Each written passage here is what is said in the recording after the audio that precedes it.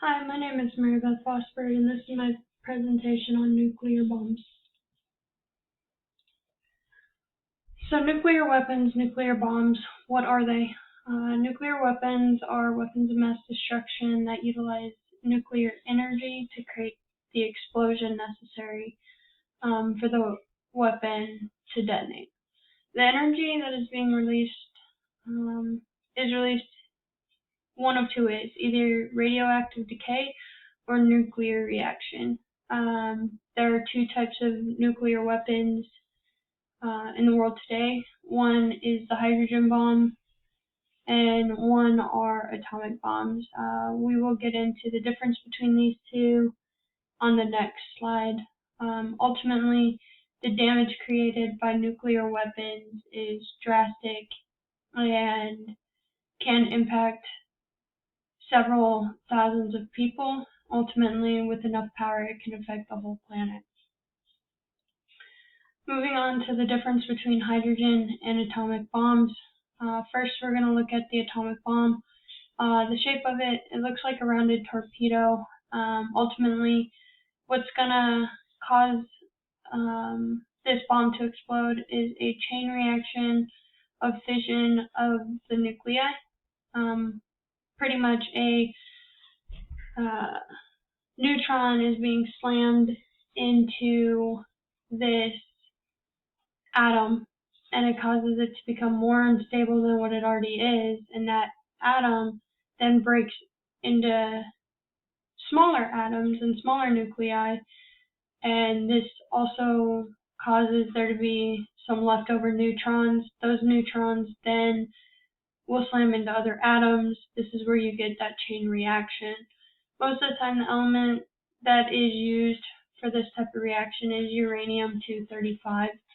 If uranium-235 is not available, then plutonium-239 is an alternate. However, plutonium-239 is very uncommon to be found in nature, and ultimately, if plutonium is being utilized in the making of an atomic bomb, then it is being made artificially and is not actually one that's found out in nature. With atomic bombs, they utilize critical mass, which is a bunch of materials concentrated in one place and allows for fission to occur. In order to make the atomic bomb as impactful as it is and deadly as it is, it needs to have 4 to 5 fissions occurring to create the necessary explosion. Atomic bombs use the nuclear decay reaction to release its energy. One of the biggest ways atomic bombs use nuclear decay reaction is by a process called implosion. This is ultimately when a bomb is detonated from the outside. It's coated in a chemical that will explode, and the detonation will then cause the reaction, the fission reaction of the uranium-235 or the plutonium-239, depending. Moving on to the hydrogen bomb. The hydrogen bomb, unlike the atomic bomb, uses thermonuclear fission for its energy to be released.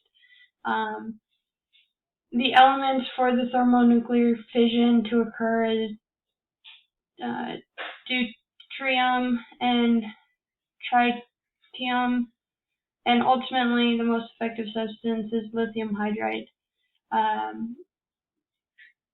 This all occurs inside of the hydrogen bomb, and most of the time what is being utilized is a detonator of some sort.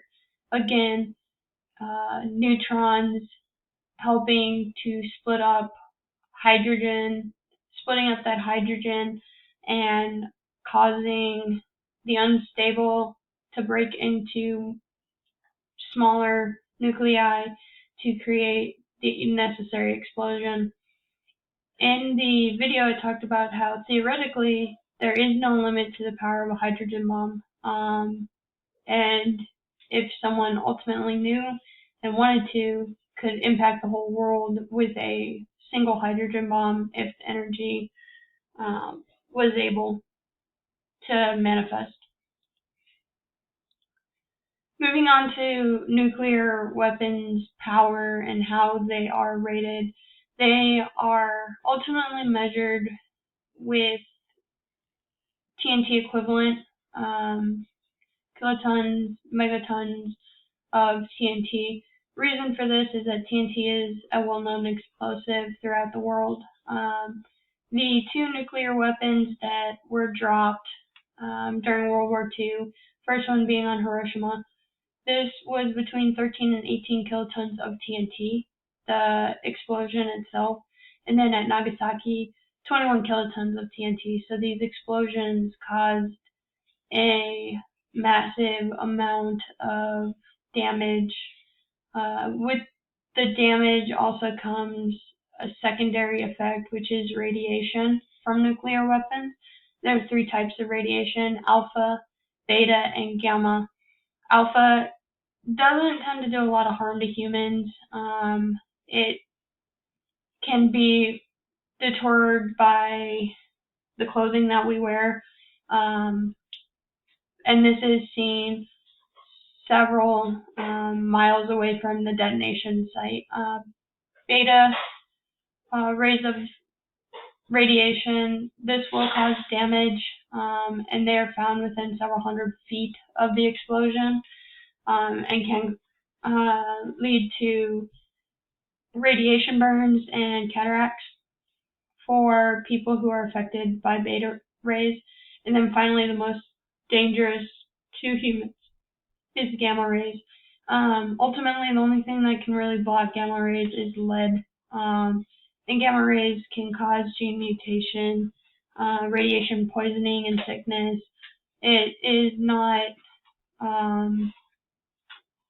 a type of radiation that humans should be around or interact with, and this is the radiation that is going to be seen extremely close to the detonation site of the nuclear weapons. With that being said, this concludes my nuclear bomb presentation, and the reference is located on the bottom of this slide. Thanks for watching.